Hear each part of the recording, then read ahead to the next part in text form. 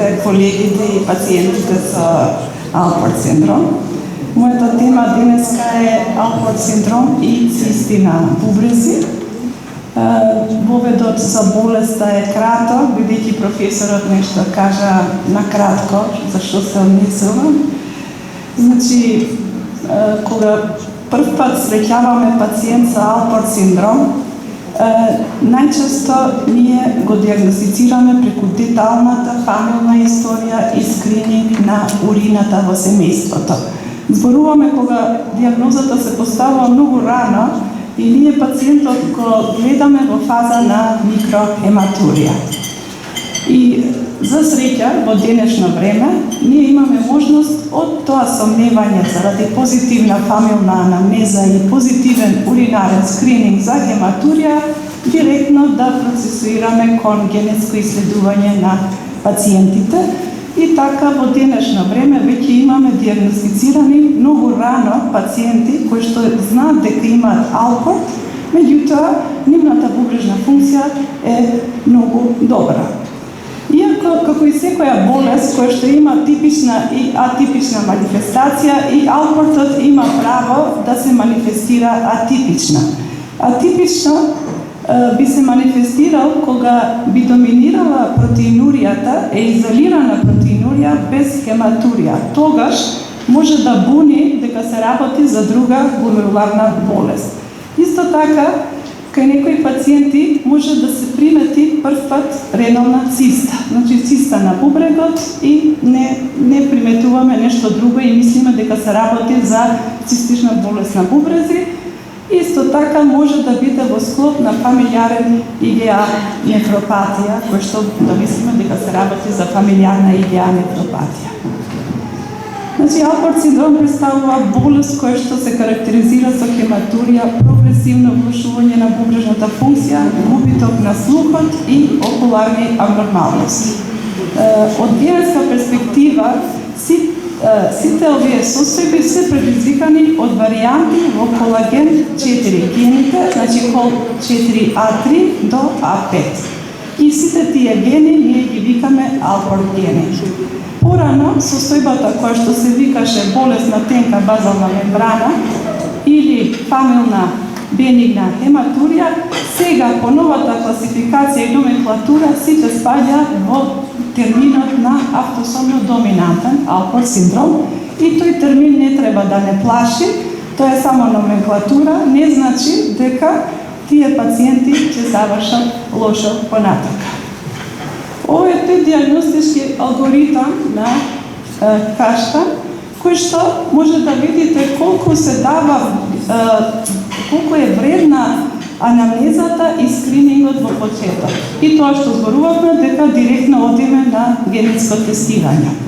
Во ситуациите кога анамнезата е негативна, значи немаме друг член на семејството болен со бубрежна болест, исто така уринарниот скрининг е негативен, тогаш доаѓа во предбир биопсијата. Биопсијата е веќе напуштена во последно време и нашите пациенти во последните години скоро ни еден не е биопсиран. Кога веќе биопсијата ќе се направи, ако наодот оди во прилог на Алпорт, се менаџерира како Алпорт, ако не, се бара причина за друга гломерулопатија. Ова значи, диагноза на Алпорт се поставува кај секој пациент кој што е носител на варијанта на кол 4 гените, кој што интерферира со нормалната синтеза, депозиција и функција на колаген мрежата. Значи, ова е спектрум на болести и можете да видите каква е класификацијата, значи X врзано автосомно, дигенично и суспектен Алпорт, кога не е поставена генетска диагноза, меѓутоа сите наоди одат кон прилог на Алпорт синдром. Оваа класификација е многу постриктна, значи сите пациенти што се носители на варијанта ги става како со диагноза Алпорт, меѓутоа помага за да секој пациент, иако носи хетерозигот, да се земе со сериозност таа ситуација и да се следи дали он ќе пројави протеинурија во еден период на следење. Каква е фреквенцијата во популацијата? Значи, во тој десниот крај се тие најчестите значи АДАС, тоа е автосомно доминантен Алпорт синдром и видите колку е голема фреквенцијата, значи 1:100 и тоа е многу често, значи кај секој 100 би бил носител на варијанта. Хигс врзаниот е 1/2300, поредот е автосомно рецесивен и за дигеничен Алпорт синдром е непозната. Ова е многу убав слайд од Џон Сојер, ова е еден артикл за пациенти кои што ги учат, значи може и вие како пациенти да го побарате и има, значи, за сите на ниво на пациенти едукација за самата болест и го покажува на овој слайд спектарот на Алпорт синдром, значи на левиот агол ни е бенигна фамилна хематурија и болест на тенка базална мембрана, кој што е автосомно доминантен, и на десниот крај ни се најтешките форми на Алпорт синдром.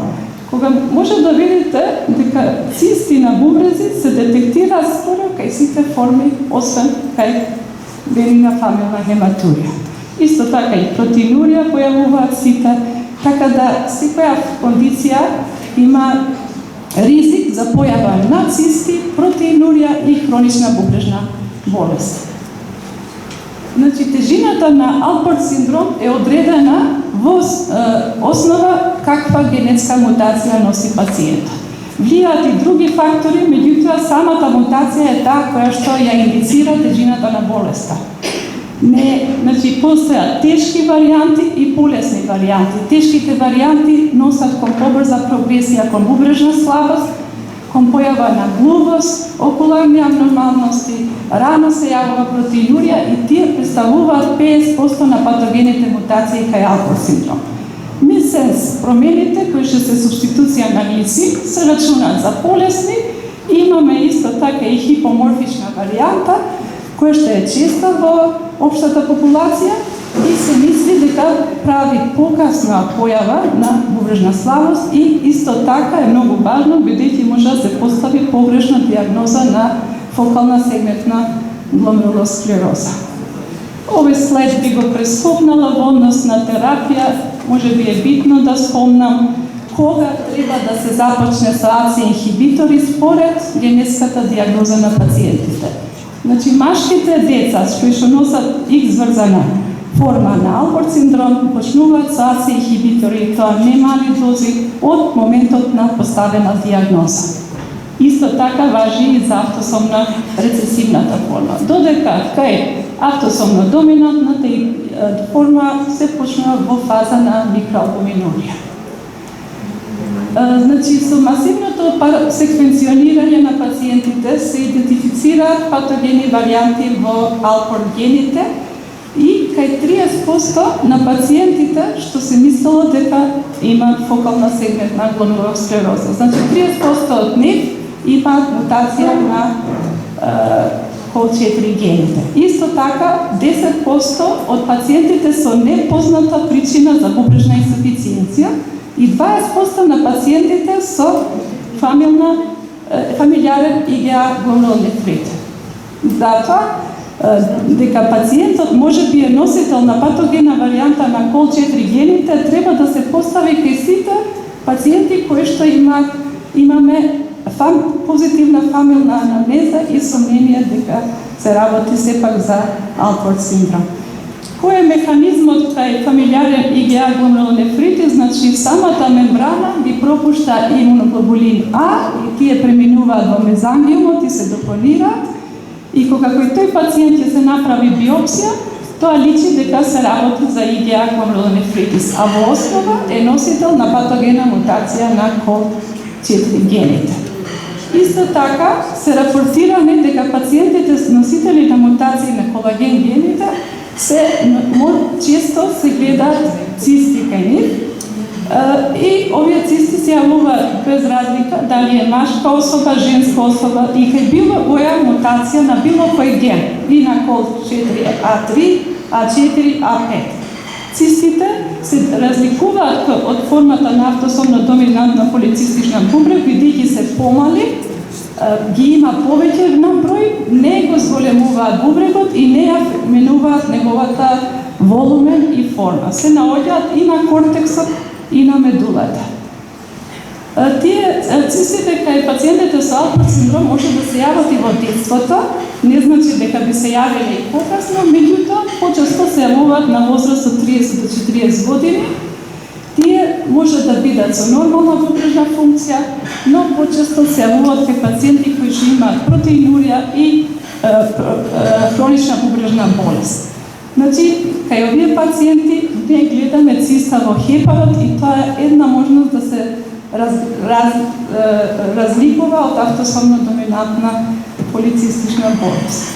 Друга кондиција е Ханак синдромот, кој што е предизвикан од мутација на COL4A1 генот. Кај овие пациенти имаме нарушена алфа-1, алфа-2 ланците и тие се наоѓаат во тубулите. Значи, тој ланец го нема во гломеруларната базална мембрана, меѓутоа го има во проксималните и во дисталните тубули и тука се формираат цистите.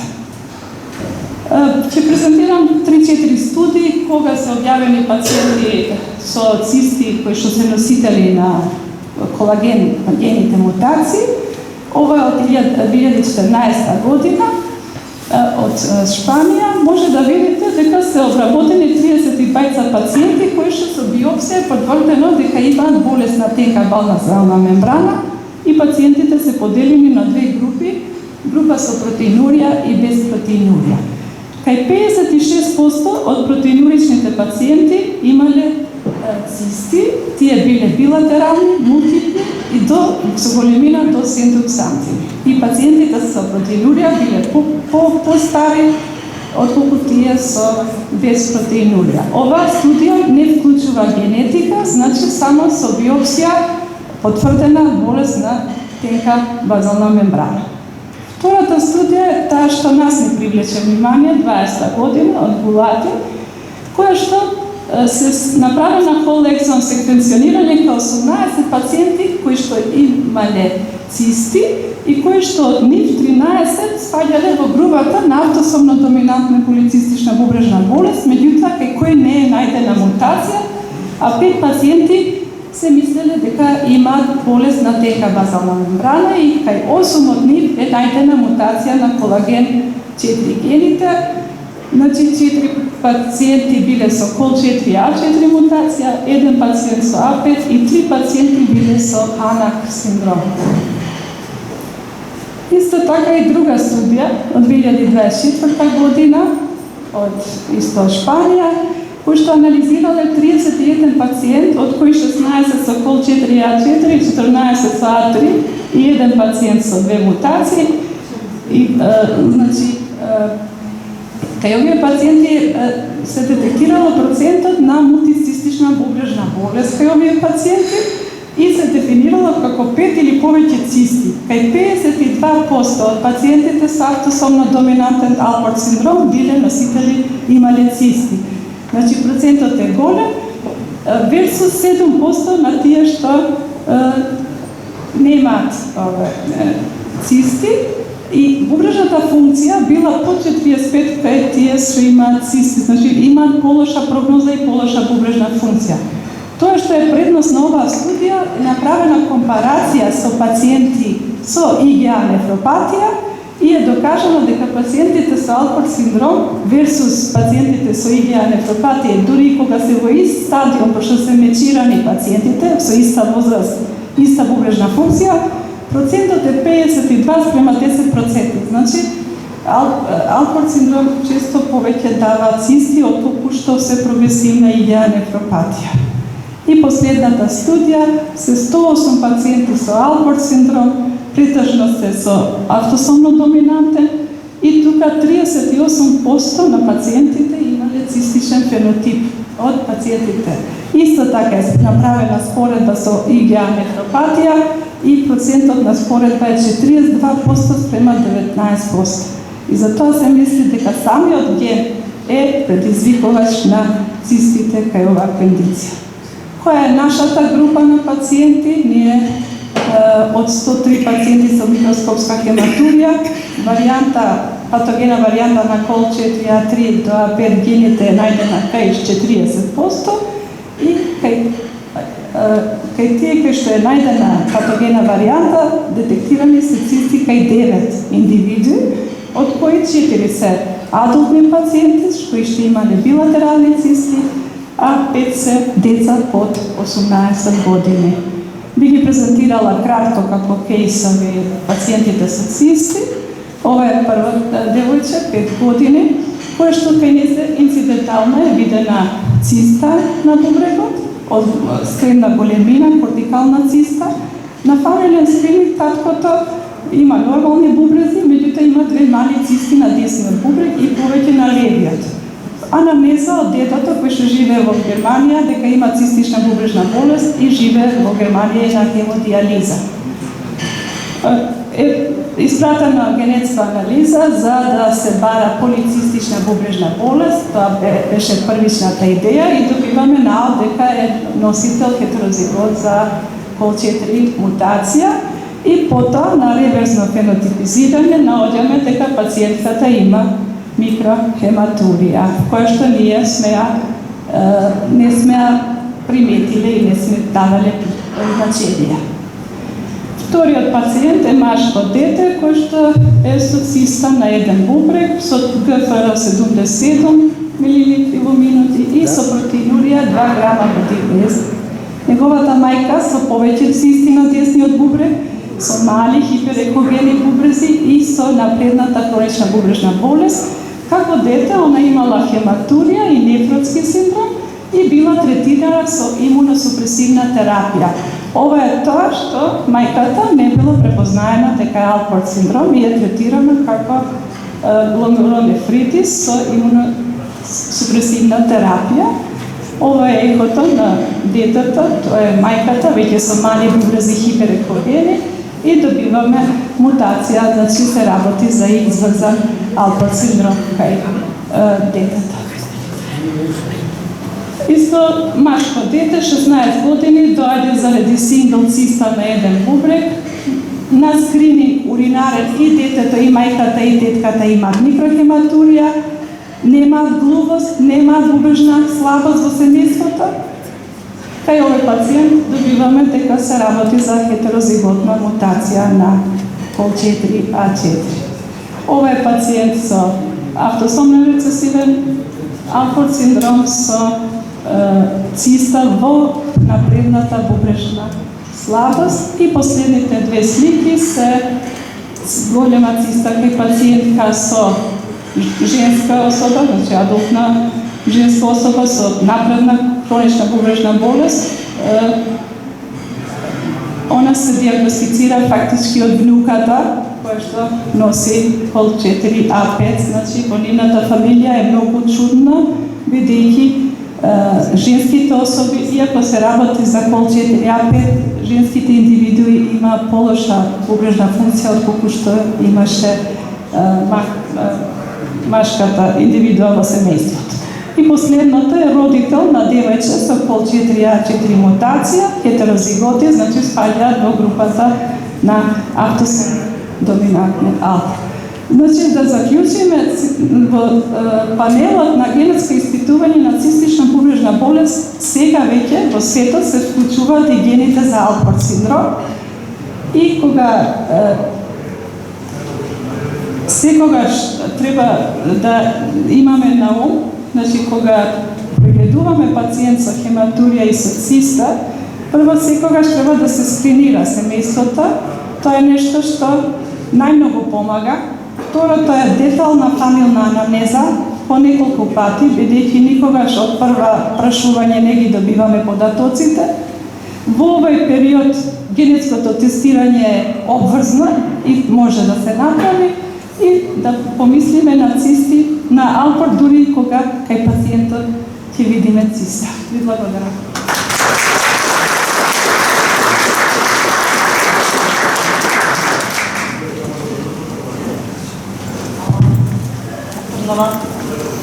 Прекрасно предавате ви благодарам. Секако сте педијатар и невролог, први педијатар и родител. Би се наврзала на вашето предавање со мојот случај. Денивно се доби генетска потврда за Алпорт синдром после 14 години. Меѓутоа, она што професор Кузмановска ја натера да помисли дека се работи за Алпортов синдром, беше губењето на слухот на високи тонови кај мојот син. Тоа беше така некоја одскочна даска да почнеме да ги започнеме тие генетски испитувања. Затоа, драги педиатри, кои го следите денешниот состанок, помислете кога дете ви се јавува со хематурија постојана, прашајте и каков е слухот кај тие деца, особено кај машките деца. Ви благодарам.